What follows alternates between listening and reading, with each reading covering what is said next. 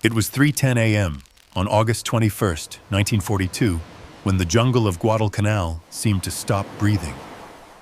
The tide at Alligator Creek whispered softly against the sand as Sergeant Tom Carver pressed his cheek to the cool steel of his Browning machine gun. 26 years old, a farm kid from Illinois, he had faced storms and long nights before, but nothing like this. Out there, beyond the moonlit creek, hundreds of dark silhouettes moved through the mist. Japanese soldiers, wading silently through the shallows, bayonets catching faint silver glints of light. They were close now. Too close. Carver's pulse hammered in his ears.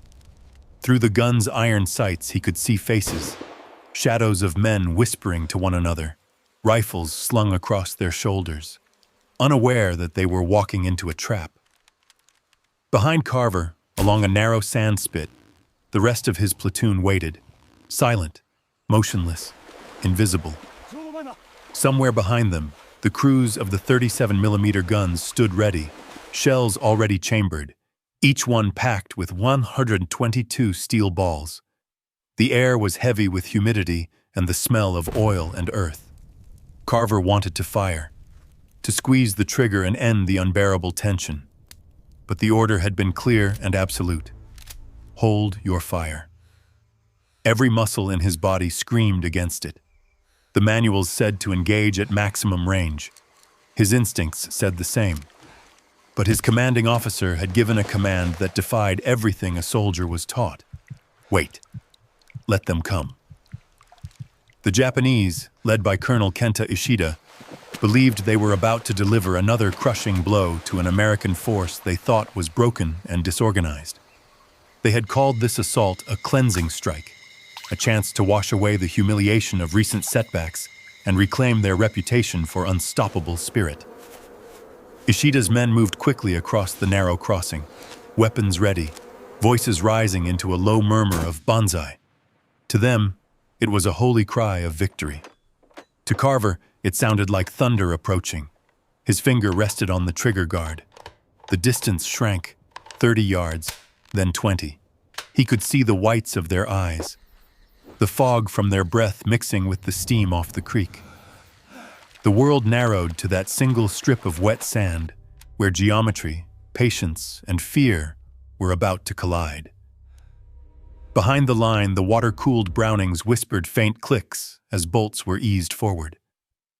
Somewhere, a sergeant murmured the range one last time. Carver caught himself holding his breath. 10 yards. He could hear them breathing now, hear the slap of bare feet on wet sand. One of the Japanese soldiers tossed a grenade experimentally. It splashed harmlessly short. Still, no one moved.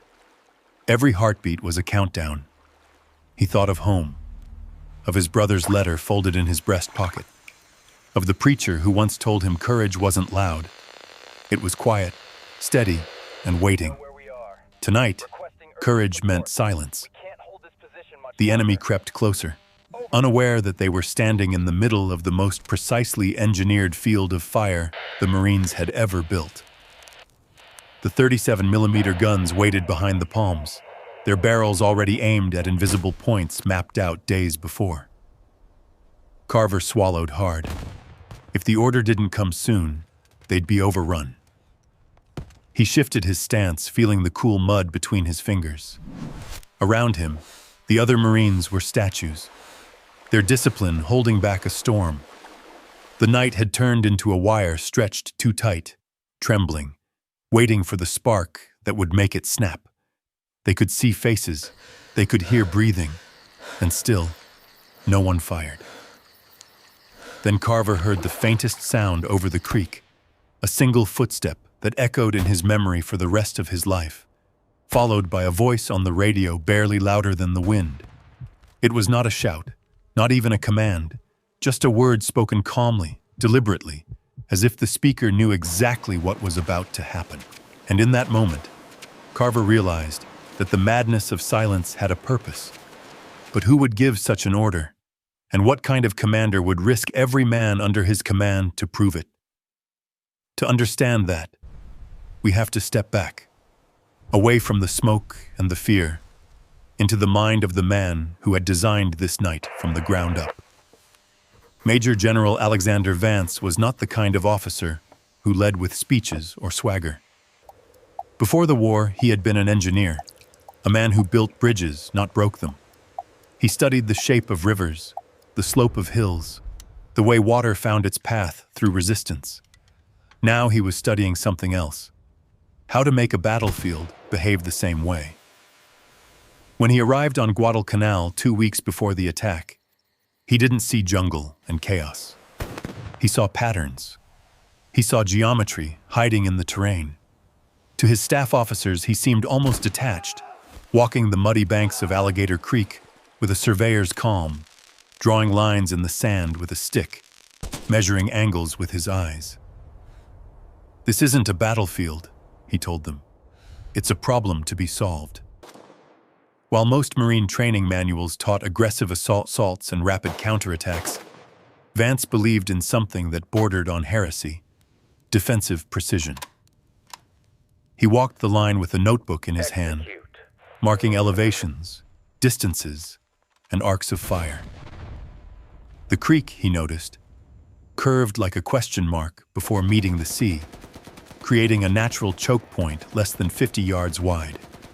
The dense jungle on one side made flanking impossible. The open beach on the other was suicide. It was, to his engineer's eye, the perfect funnel. That was where he would make his stand. The men who watched him plan this position didn't yet understand what he was doing. To them, it felt passive, even dangerous. No Marine was taught to wait for the enemy to come this close. But Vance was patient. He called in his artillery officers from the 11th Marines and had them measure coordinates in daylight, logging every tree, every rock, every turn of the creek. They charted pre-registered fire points, spots that could be hit blind in the dark with mathematical certainty. "We're not building a line," he told his executive officer. "We're building an equation." The key variable was timing. Too soon, and the enemy would scatter. Too late, and they'd be in the trenches. The answer, Vance believed, was to turn the night into a machine of precision. He had water-cooled Browning machine guns placed at overlapping angles so that every yard of the sandbar was covered by at least 2 barrels. Between them, he installed the M3 37mm anti-tank guns, each loaded with canister rounds that transformed the small cannons into giant shotguns. Every weapon was plotted on a firing diagram. Every sector was calculated by range and degree. When the order came to fire, the result wouldn't be random gunfire. It would be a mechanical, deliberate sweep, a choreography of destruction so exact it could be repeated blindfolded. Some of his younger officers struggled to accept it. "Sir," one of them asked quietly, "you're asking men to hold until they can see the enemy's eyes. What if their nerve breaks?" Vance looked at him, expression unreadable. "Then we've already lost," he said. "Discipline wins wars, not noise." Behind the line, in the days before the assault, Marines dug in under his supervision, following his maps like blueprints. They measured distances between foxholes, tested lines of sight through the brush, even practiced dry runs of traversing their machine guns at set angles. At first, the men grumbled. They called it Vance's Math Club. But the longer they watched him work, the more they began to see the logic in it. He wasn't gambling with their lives. He was calculating how to save them. He knew the Japanese favored night attacks and believed that sheer will could overpower discipline. Vance's plan was to turn that very belief into their undoing. While Ishida's regiment was assembling for what they thought would be a surprise assault, Vance was preparing a trap that would exploit every step they took.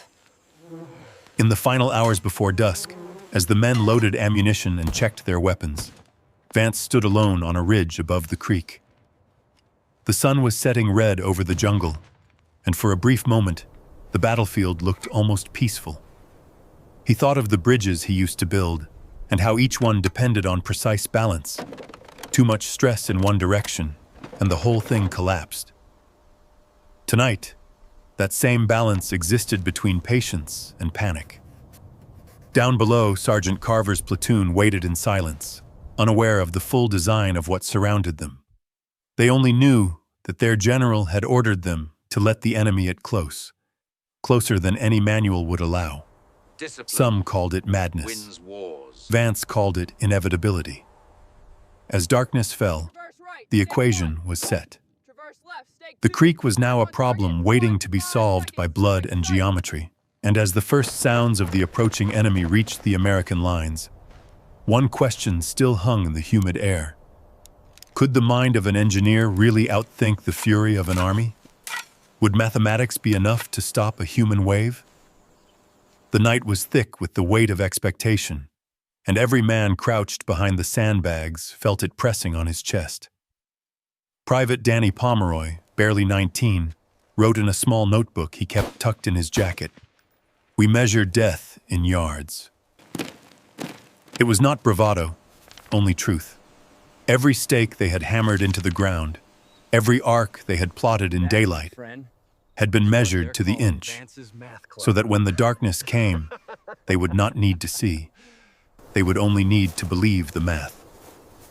The jungle beyond Alligator Creek was restless. A chorus of insects whined in the heat, broken by the distant shuffle of boots and the faint click of a rifle bolt. Pomeroy wiped his hands on his trousers, leaving dark streaks of sweat and soil. The smell of gun oil mixed with the sweet rot of mangrove leaves. Somewhere along the line, Sergeant Tom Carver crouched low, his eyes scanning the black horizon, where the creek curved toward the sea. Behind him, the faint hum of artillery radio static crackled, alive but waiting. Everything about this plan depended on discipline, on holding fire until instinct turned to agony. To the east, Colonel Kenta Ishida's regiment was on the move. 900 men, veterans of brutal campaigns in China, their uniforms soaked in salt and sweat.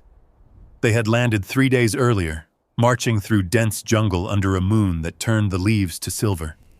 Ishida, a proud officer of the Imperial Army, believed the Americans were weak, demoralized, poorly supplied. His scouts had reported quiet in the marine perimeter. No movement, no challenge.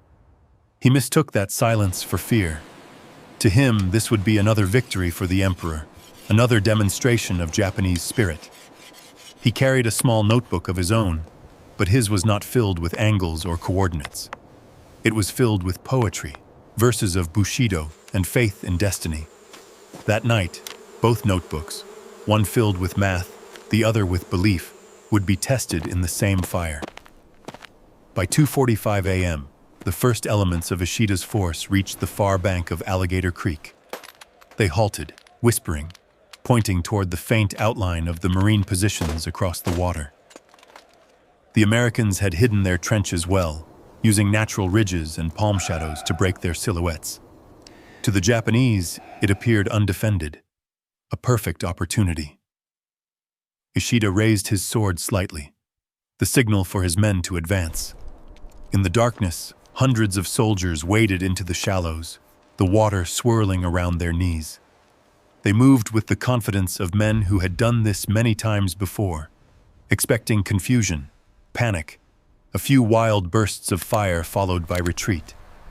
But on the western bank, not a single rifle moved. The Marines watched, through the green haze of the night, their fingers tight on triggers, their hearts drumming against their ribs. Pomeroy glanced down the line and saw Carver's silhouette against the faint shimmer of the creek. Even from a distance, he could tell the sergeant was breathing slow, steady, fighting the urge to act. He tried to focus on the rhythm of the night, the insects, the tide, the quiet mechanical hum of the water cooling system in his Browning. Those sounds became a kind of metronome, holding the chaos at bay.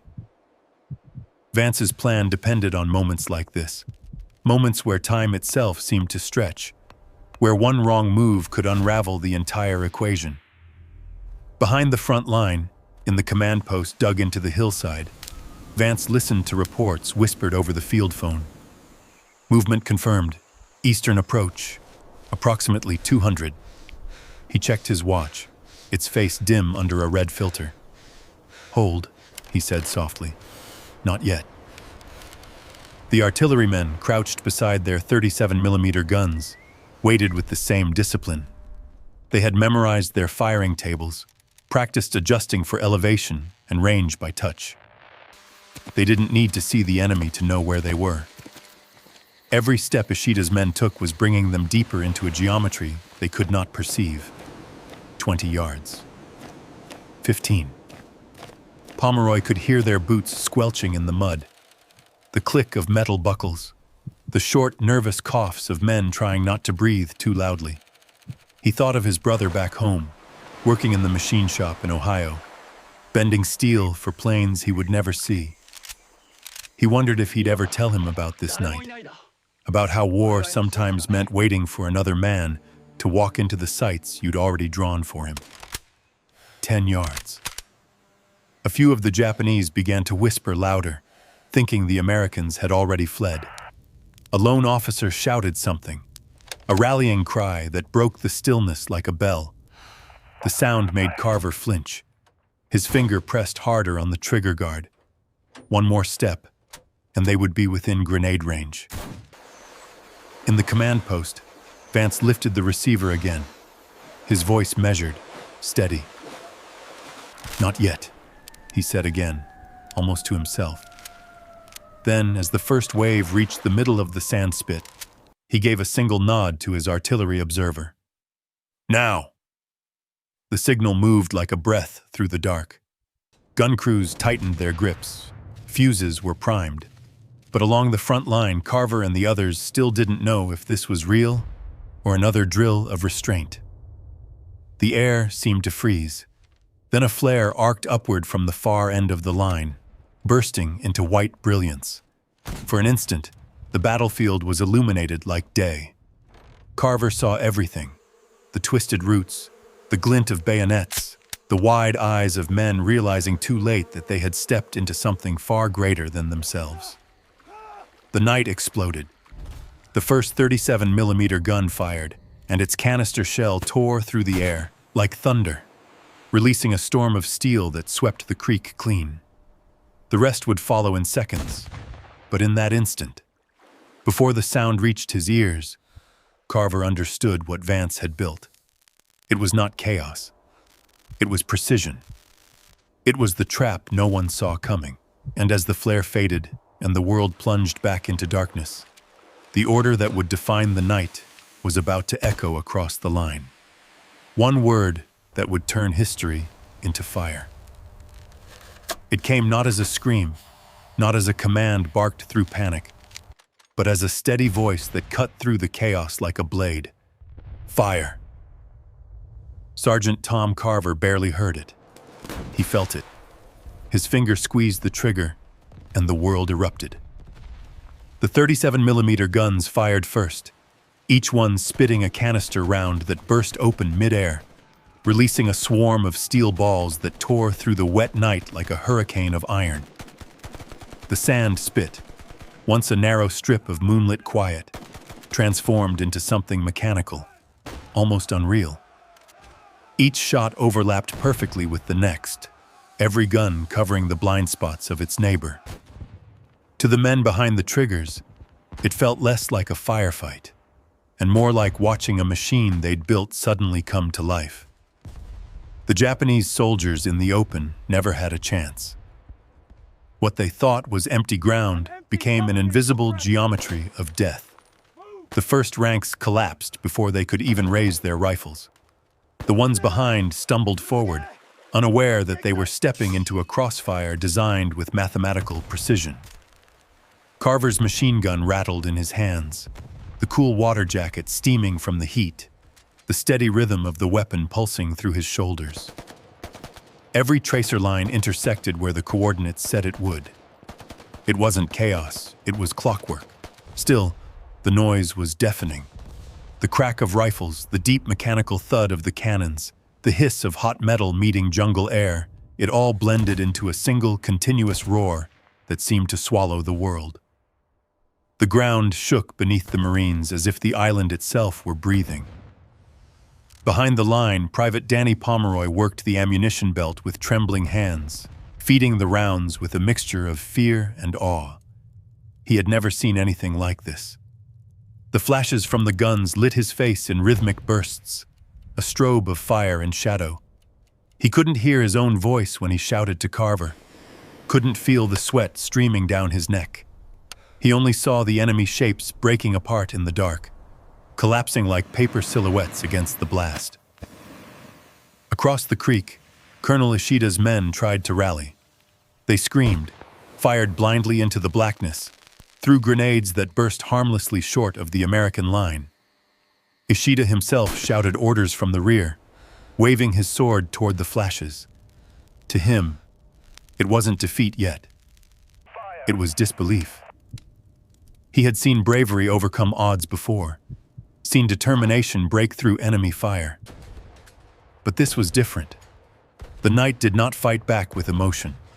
It answered him with precision.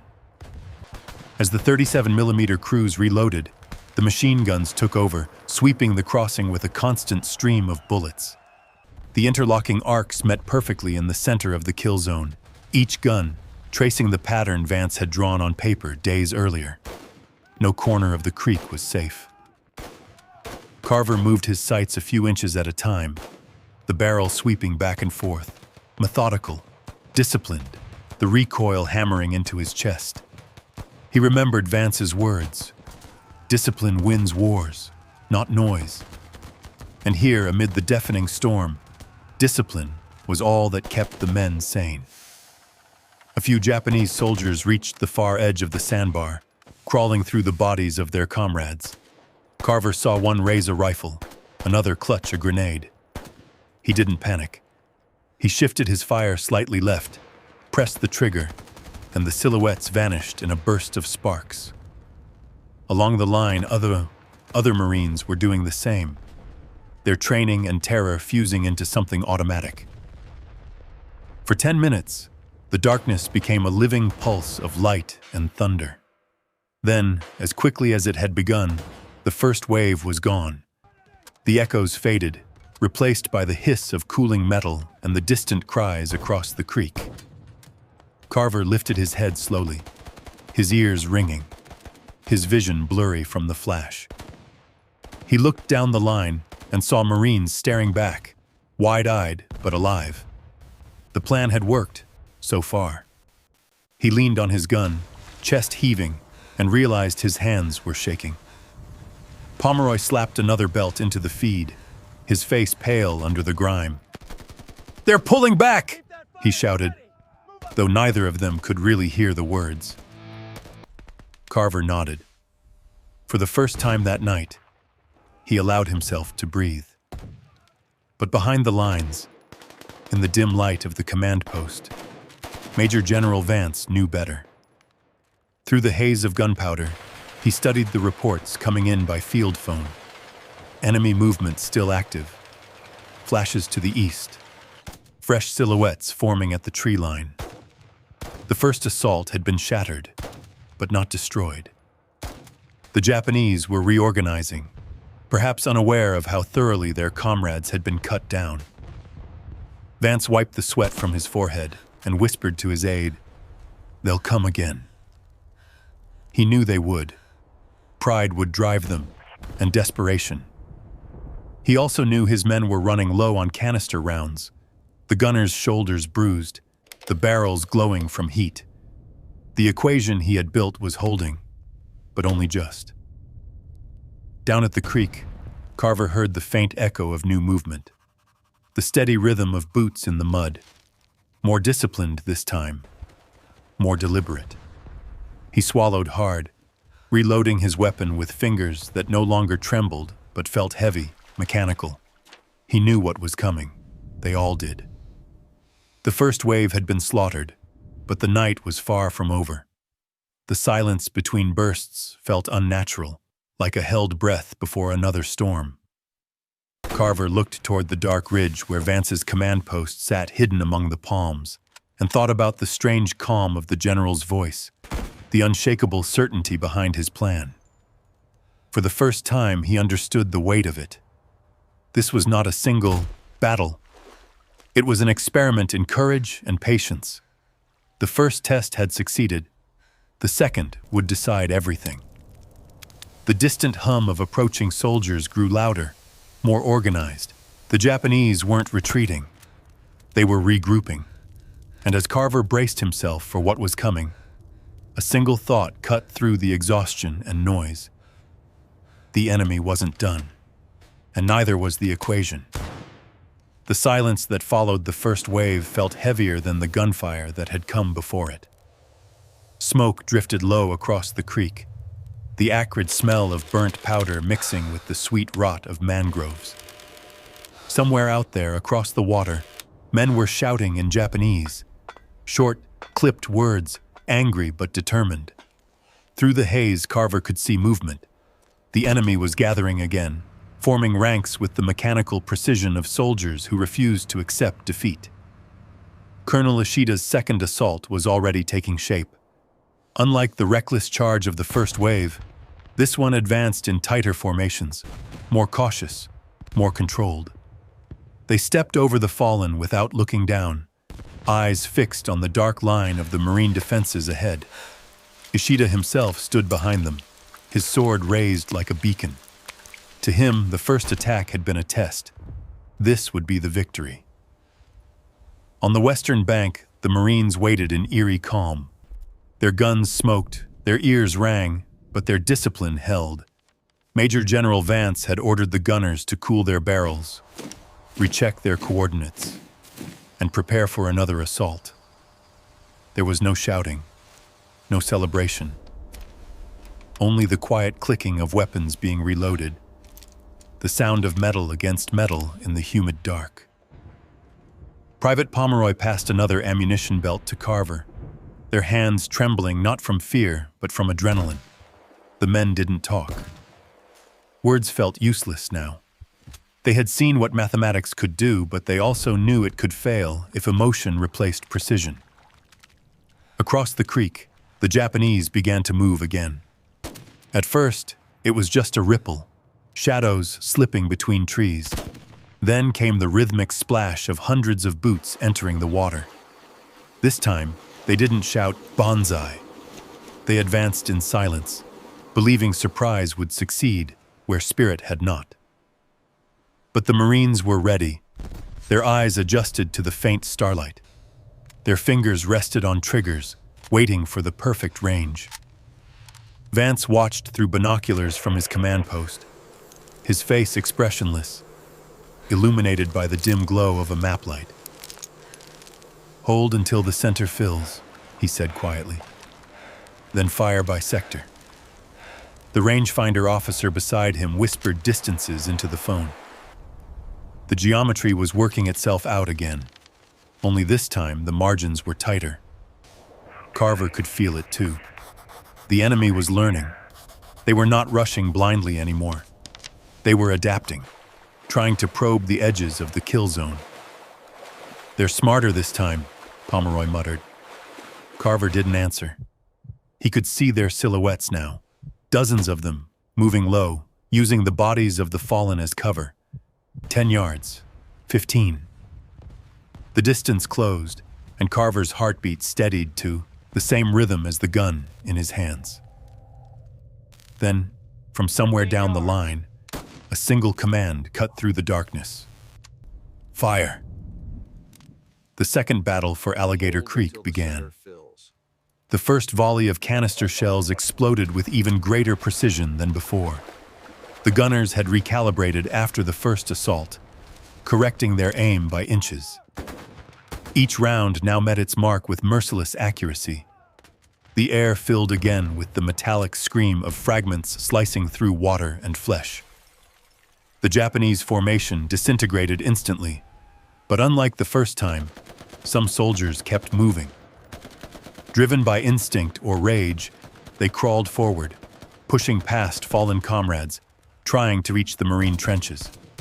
Carver swung his Browning in a slow arc, covering his assigned sector. The weapon bucked in steady rhythm, the recoil slamming into his shoulder. He had stopped thinking about the men he was shooting at. In this moment, they were no longer individuals, just figures moving inside a grid that had already been solved. "Left side!" Pomeroy shouted. A handful of enemy soldiers had found a shallow bend in the creek and were trying to flank the position. But the Marines on the flank were waiting for exactly that. A burst of machine gun fire cut through the smoke, followed by the sharp crack of rifles. The flanking attempt collapsed before it even began. Vance had predicted it, placing his reserve units along the northern edge where the surf met the creek mouth. It was there that the Japanese made their final gamble. A company-sized group waded into the ocean itself, moving through waist-deep water under the cover of darkness, hoping to swing around the Marine line. They struggled against the tide, their weapons held above their heads, the breakers crashing against their legs. For a moment, it looked as if they might succeed. But then the moon broke through the clouds, casting a pale light across the surf. The silhouettes of men and rifles shimmered in the water, and the illusion of secrecy vanished. From the shore, a Marine spotter saw the movement and called it in. Within seconds, artillery shells began to fall into the ocean, geysers of water and sand exploding around the flanking force. Machine guns from the northern perimeter joined in, their tracers streaking across the waves like fiery lines drawn on a chalkboard. Carver turned to watch as the ocean itself became a killing ground. "The sea's fighting for us now," Pomeroy whispered. The sight was terrible, but no one cheered. The men simply watched in silence as the geometry extended beyond the shore, as if the very elements had been recruited into Vance's equation. Within minutes, the flanking attempt dissolved. The survivors tried to retreat, but the tide pulled them back into the line of fire. By 4:30 a.m., the second wave was over. The battlefield went quiet again, except for the crackle of distant fires and the soft roll of the surf. Carver's gun barrel smoked. His hands were raw from the heat.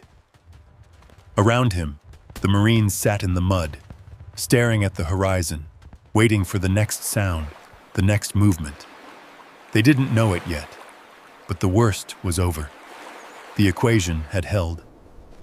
But victory felt hollow. Pomeroy looked out over the water, his voice barely audible. "They kept coming," he said, "even when they knew." Carver nodded, though he had no answer. There was no triumph in what they had done, only the quiet recognition that discipline had prevailed where chaos could not. Behind them, Vance received the final reports and closed his notebook. The geometry had worked, but at a cost he could not yet measure. As the eastern sky began to pale with the first light of dawn, he gave a single order: "Hold position. Let the sun show us what we've done." And as that first sliver of sunlight crept over the ridge, touching the smoke and the water, Carver finally looked out across the creek. The battlefield that had once been a blur of sound and fury was now visible in quiet detail, a place where courage and calculation had met in the dark and rewritten the meaning of war. Yet one question still lingered in his mind, unspoken but heavy as the morning air. When the sun rose, would anything still be alive across that creek? As dawn broke over Guadalcanal, the smoke began to thin, curling upward into the pale light like the last breath of the night. The first rays of sun touched the water, revealing what hours of darkness had hidden. The sandbar at Alligator Creek, once just a narrow strip between the jungle and the sea, was now covered in silence and stillness. The geometry that Major General Alexander Vance had drawn on paper had become visible in its most brutal form, lines of symmetry marked not by ink, but by the way bodies lay across the ground. Private Danny Pomeroy stood at the edge of his foxhole, his hands still trembling as he looked over the creek. The water that had reflected the moon hours earlier was now clouded red with silt and mud. He whispered something under his breath, a prayer maybe, or a confession. Sergeant Tom Carver climbed out beside him, his face gray with exhaustion. The machine gun beside him was streaked with soot, the barrel still warm to the touch. For a long moment, neither of them spoke. The battle had ended, but the noise still echoed inside their heads. Around them, other Marines were emerging from the trenches, slowly, cautiously, as if afraid the silence might shatter if they moved too fast. Some collected shell casings. Others stared wordlessly at the creek, trying to understand what they were seeing. Across the water, a few wounded figures still stirred among the fallen. None fired. No one raised a weapon. The fight had burned itself out. From the ridge behind them, Vance appeared, walking down the slope with his field officers. His uniform was stained, his eyes hollow, but his stride was measured, deliberate. He stopped beside Carver and looked across the creek without saying a word. The geometry had worked exactly as he'd predicted. The kill zone had done its job with mathematical perfection. 800 enemy soldiers lay where his calculations had placed them, but there was no triumph in his expression, only gravity. This, he said quietly, was not a victory of courage but of calculation. The words hung there, flat against the rising light. The younger officers looked at him, unsure how to respond. They had won the battle, but victory felt sterile, as if the cost of precision was the loss of something human. Vance turned and gave his next order, not shouted, not even raised above a murmur. Send medics across. Anyone still breathing gets help.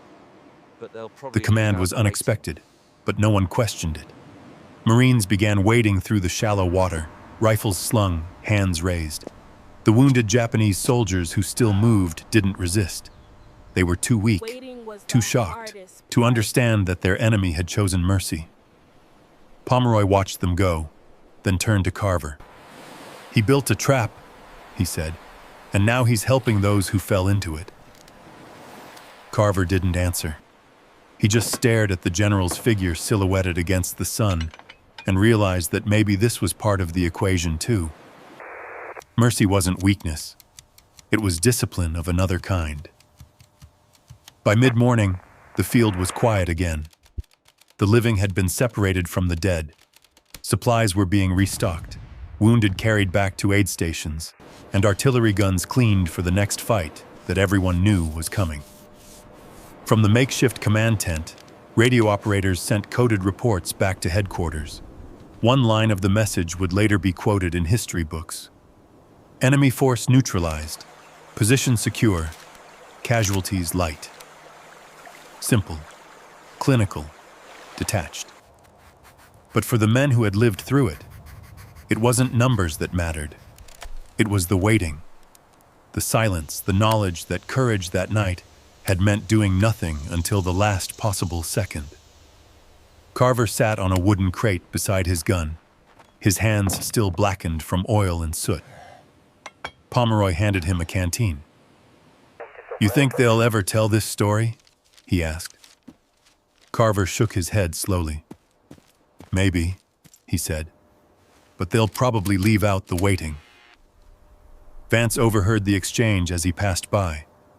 He stopped, looked down at them, and for the first time allowed himself a faint, weary smile. "Waiting," he said, "was the hardest part." Then he walked on, his boots sinking into the soft sand, leaving small, precise footprints, like measurements on a blueprint that only he could read.